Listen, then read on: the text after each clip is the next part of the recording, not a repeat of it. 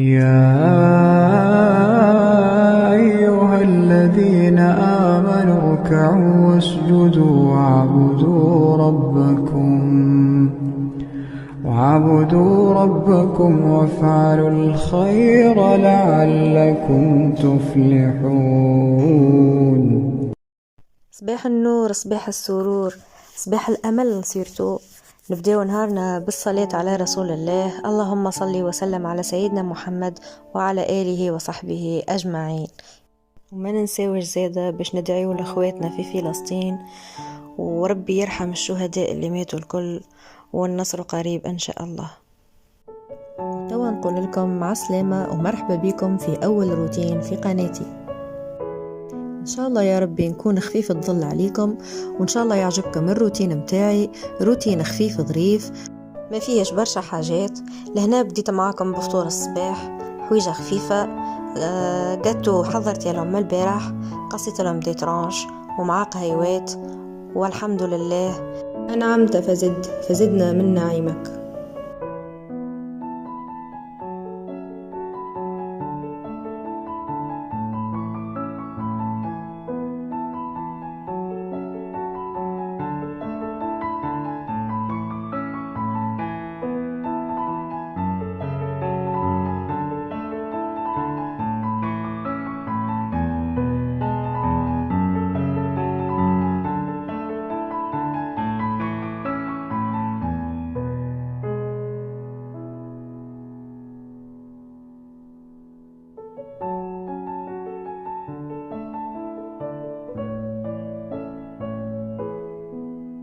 ولهنا راجلي وبنتي قصدوا ربي للمدرسة، ربي معاهم وربي وفقهم.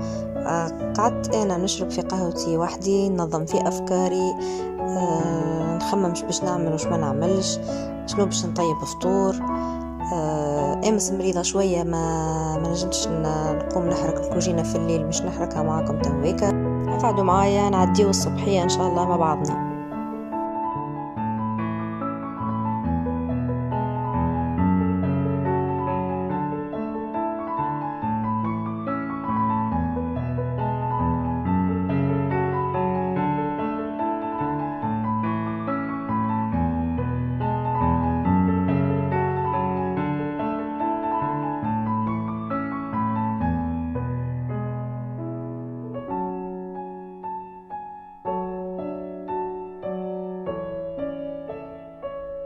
بنتي الكبيرة تقرأ 9، تلعب سبور. كيف حتى هي حضرت روحها أو جيت باش تشرب قهوتها، حضرت لها قهوتها وخليتها بحثية. وقمت كوعد وقيت متاع حركة. خبيت ترونش الجاتو في الفريجيدير، ومش نبداو إن شاء الله تنظيف الكوجينة.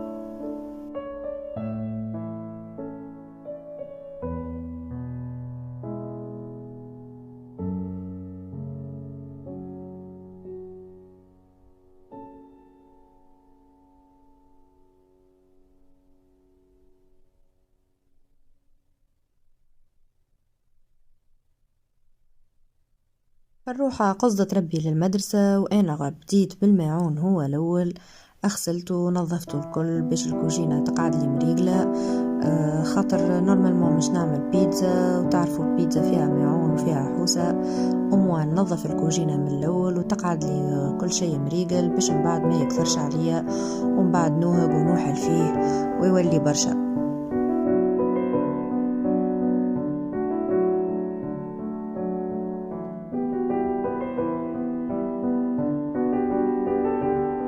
ماذا بينا الماعون اللي يطيح نغسلوه باش ما يتلمتش عندنا الماعون، ونقعدوا واحلين في الكوجينة ما تتلمش بالكل. الحاجة اللي تتمسخ نغسلوها. كما قلت لكم انا جيست خاطرني مريضة البارح ما نجمتش نحرك، تكدس عليا شوية الماعون. عادة ما نخليش حاجة اللي تتمسخ نغسلها، الحاجة اللي تطيح نمصمصها ونرجعها لبلاصتها، وهكاك تقعد كوجينتنا ديما نظيفة، وتقعد كل شيء مرتوب وكل شيء في بلاصته وما يدخلش بعضه، وهكاك بنقص تعب لينا بيان سور.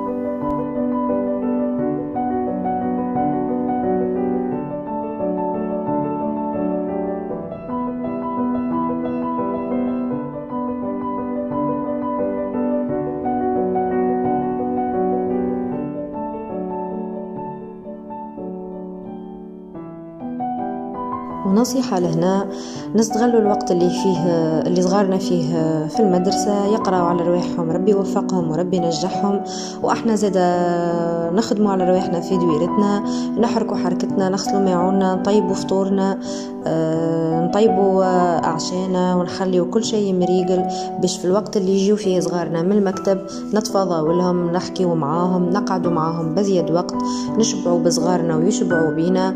مش وقت هما يجيوا واحنا نبداو الحركة والتطيب، هما في المدرسة يقرأوا وبعد هما كيف يجيوا ما يلقاوناش، أموال هيك العشوية مع بعضنا نعملوا فيها ديزاكتيفيتي، نتشاركوا مع صغارنا الحديث، ناخذوا من عندهم، وإحنا زادا ما فيها بس نعطيو، ننصحوهم، نكونوا قراب منهم برشا، نكونوا صحابهم، نكونوا خواتهم، باش صغارنا يكونوا قراب منا، وربي إن شاء الله يهديهم وربي يخليهم لنا.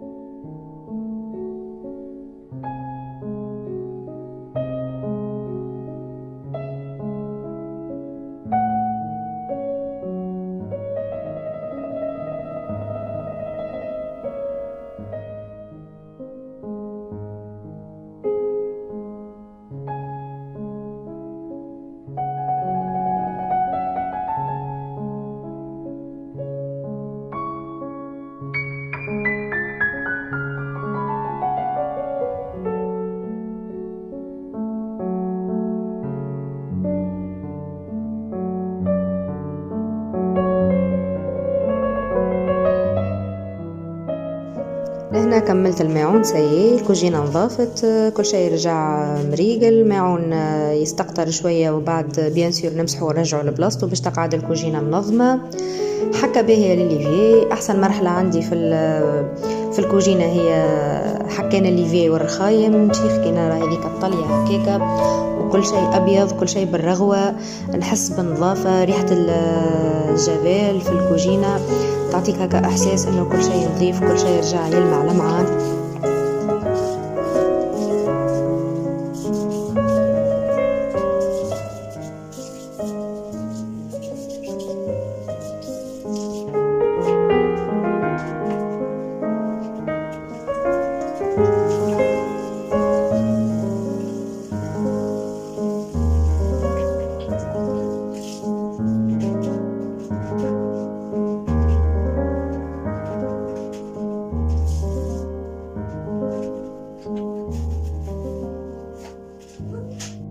وتوا وقيت اني نطيب الفطور، اخترت اني نعمل لهم بيتزا، تعرفوا يحبوها صغار ولا كبار، حاجة خفيفة وسهلة ما تشدش برشا اليد. الريسيت قيدتها لكم برديتاي على الفيديو وكل شيء مصور واضح، ان شاء الله الريسيت تعجبكم، ان شاء الله تجربوها وتقولوا لي. البات هذه نعتمدها كان هي في برشا حاجات، سيرتو في البيتزا معناتها ما نبدلش بيها، تجي خفيفة وتجي بنينة طرية، سيرتو ما تاخذش برشا وقت في التخمير، ميم با نصيف ساعة وتبدأ تخدم البيتزا متاعك على روحك وتجيك بيتزا بنة على بنة.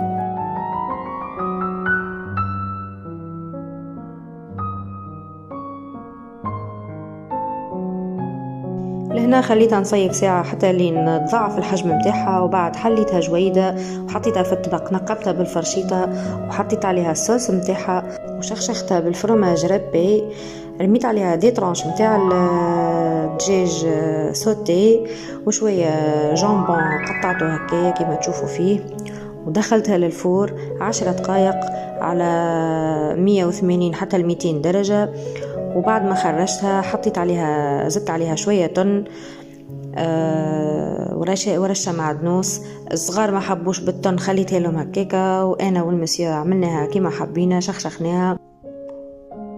وما ننساوش الجوتي متاع الصغار قريت لهم زاد حسابهم وعملت لهم دي ميني بيتزا خليته لهم في البواط نتاعهم وخبيتهم لهم باش الغدوه الحي ما نقعدش حايره في الجوتي. زدتهم معاهم دي ياورت ابوار وفيه 1000 بركه ديجا هما ما يقراوش قارد معناتها صبحيه وبرا حويجه خفيفه.